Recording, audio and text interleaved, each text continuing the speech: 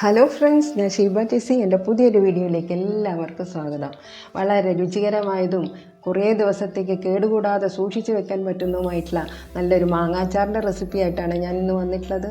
പിന്നെ റെസിപ്പി ഇഷ്ടമായാൽ ആദ്യം തന്നെ ലൈക്ക് ചെയ്യാൻ മറന്നു പോകരുതേ. പുതിയ ഫ്രണ്ട്സ് ആരെങ്കിലും കാണുന്നുണ്ടെങ്കിൽ ഒന്ന് സബ്സ്ക്രൈബ് ചെയ്ത് എന്നെ സപ്പോർട്ട് ചെയ്യാനും മറന്നു പോകരുത് കേട്ടോ. അപ്പോൾ ഇത് തയ്യാറാക്കാനായിട്ട് ഞാൻ 1/2 കിലോ മാങ്ങയാണ് എടുത്തിട്ടുള്ളത്. 2 വലിയ മാങ്ങ എനിക്ക് കിട്ടിയിട്ടുണ്ട്. ആ മാങ്ങ നന്നായിട്ട് കഴുകി തുടച്ചെടുത്ത ശേഷം നമുക്ക് ഇതുപോലെ ചെറുതായിട്ട് അരിഞ്ഞെടുക്കണം. ഞാൻ ചെറുതായിട്ട് അരിഞ്ഞെടുക്കുന്നത് എന്താണെന്ന് വെച്ചാൽ പെട്ടെന്ന് ഉപ്പും എരിവും എല്ലാം അതിലേക്ക് നന്നായിട്ട് മിക്സായിട്ട് വരും. അപ്പോൾ ഞാനിവിടെ മാങ്ങയെല്ലാം ഇതുപോലെ അരിഞ്ഞെടുത്ത് ഒരു പാത്രത്തിലേക്ക് ഇട്ട് കൊടുത്തിട്ടുണ്ട്. അതിൻ്റെ കൂടെ തന്നെ അതിനാവശ്യമായിട്ടുള്ള ഉപ്പും കൂടെ ഇട്ട് കൊടുത്ത് നന്നായിട്ട് മിക്സ് ചെയ്ത് വെക്കണം. ഇനി ആ ഉപ്പെല്ലാം അതിലേക്ക് നന്നായിട്ട് അലിഞ്ഞ് ചേർന്ന് ആ മാങ്ങാ കഷ്ണങ്ങളെല്ലാം ഒന്ന് സോഫ്റ്റായി വരുന്നതിന് വേണ്ടിയിട്ട് നമുക്ക് ഏകദേശം ഇതൊരു 5 മുതൽ 6 മണിക്കൂർ നേരം വരെ ഇത് റെസ്റ്റ് ചെയ്യാനായിട്ട് മാറ്റി വയ്ക്കണം. അതിന് ശേഷമാണ് ഇവിടെ ഞാൻ അച്ചാറുണ്ടാക്കാൻ തുടങ്ങിയത്. അപ്പോൾ ഇനി ഇത് മൂടി വെച്ച് ഏകദേശം ഒരു 6 മണിക്കൂർ നേരം ഞാനിവിടെ മാറ്റി വെച്ച ശേഷം തുറന്ന് നോക്കുമ്പോൾ ആ മാങ്ങാ കഷ്ണങ്ങളെല്ലാം തന്നെ വളരെ സോഫ്റ്റായിട്ട് വന്നിട്ടുണ്ട്. ചെറിയ ഒരു കളറ് ഒക്കെ മാറി അതിൽ നിന്നും നല്ലൊരു നീരും ഇതിലേക്ക് ഇറങ്ങി വന്നതായിട്ട് നിങ്ങൾക്ക് കാണാൻ സാധിക്കും. ഇനി ആ നീരോട് കൂടിയാണ് നമ്മൾ അച്ചാർ തയ്യാറാക്കുന്നത്. അപ്പോൾ ഇതുപോലെ കുറച്ച് നേരം റെസ്റ്റ് ചെയ്തിട്ട് വേണം അച്ചാർ തയ്യാറാക്കാൻ. ഇനി ഇതിലേക്ക് ഞാനിവിടെ കുറച്ച് വെളുത്തുള്ളി നേരിയ കഷ്ണങ്ങളായിട്ട് അരിഞ്ഞു വെച്ചിട്ടുണ്ട്. വലിയ വലിയ അല്ലികളൊക്കെ ചെറുതായിട്ട് അരിഞ്ഞു വെച്ചിട്ടുണ്ട്. അതുപോലെ ഇഞ്ചി പൊടിയായിട്ട് അരിഞ്ഞിട്ടുണ്ട്. 2 പച്ചമുളകും പൊടിയായിട്ട് അരിഞ്ഞിട്ടുണ്ട്. അതുപോലെ കുറച്ച് കറിവേപ്പിലയും കൂടെ എടുത്തിട്ടുണ്ട്. ഈ കടായി ചൂടായി വരുമ്പോൾ നല്ലെണ്ണയാണ് ഒഴിച്ചു കൊടുക്കുന്നത്.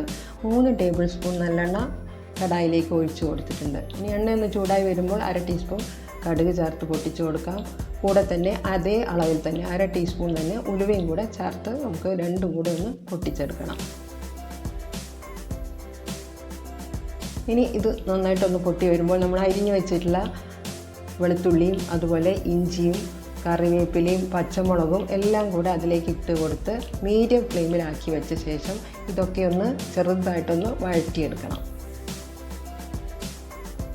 നമ്മൾ ഇതിലൊന്നും വെള്ളത്തിൻ്റെ അംശം ഇല്ല എന്ന് ഉറപ്പ് വരുത്തിയ ശേഷം മാത്രം നമ്മൾ എണ്ണയിലേക്ക് ഇട്ട് കൊടുക്കാം. ഇനി മീഡിയം ഫ്ലെയിമിലിട്ട് ഇതൊക്കെ ഒന്ന് നന്നായിട്ടൊന്ന് വഴറ്റിയെടുക്കണം. ഇനി ഇത് നന്നായിട്ടൊന്ന് വഴന്ന് വരുമ്പോൾ നമുക്ക് ഫ്ലെയിം സിമ്മിലേക്ക് മാറ്റി കൊടുക്കണം.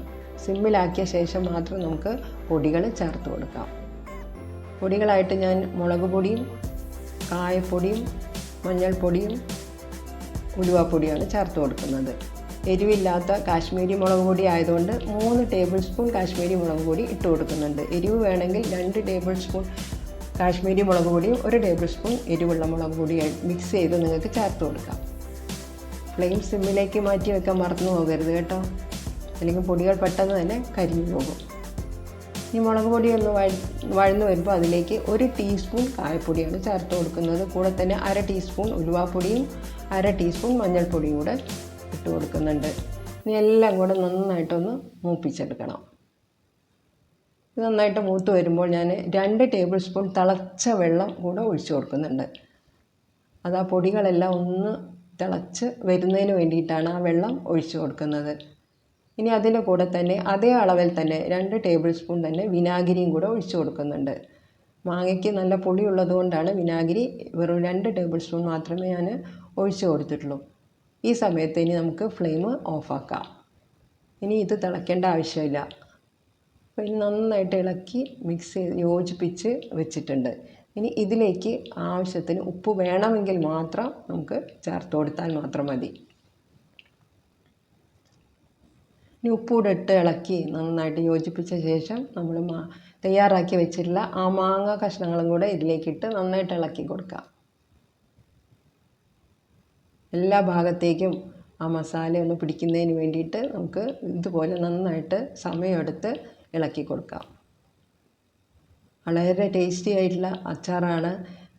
ചോറിൻ്റെ കൂടെയൊക്കെ വളരെ രുചികരമാണ്. പലരും അച്ചാറും മറ്റു പല പലഹാരങ്ങളുടെ കൂടെയും അച്ചാർ കഴിക്കുന്നതായിട്ട് ഞാൻ കണ്ടിട്ടുണ്ട്. എല്ലാത്തിൻ്റെ കൂടെയും നല്ലൊരു കോമ്പിനേഷനാണ് ഈ മാങ്ങ അച്ചാർ. കൂടാതെ ഇത് കുറേ ദിവസം നമുക്കിത് കുപ്പികളിലോ ഭരണികളിലോ ഒക്കെ ആക്കി സൂക്ഷിച്ച് വയ്ക്കാനും സാധിക്കും. അപ്പോൾ ഇത് എല്ലാവരും ഒന്ന് തയ്യാറാക്കി നോക്കണം. ഇതേ ഒരു അളവിൽ എല്ലാവരും ഒന്ന് തയ്യാറാക്കി നോക്കുക കേട്ടോ. കൂടാതെ നിങ്ങളുടെ ഫ്രണ്ട്സിനൊക്കെ ഒന്ന് ഈ റെസിപ്പി ഒന്ന് ഷെയർ ചെയ്ത് കൊടുക്കാനും മറക്കരുത്. അപ്പോൾ താങ്ക് യു ഫോർ വാച്ചിങ്.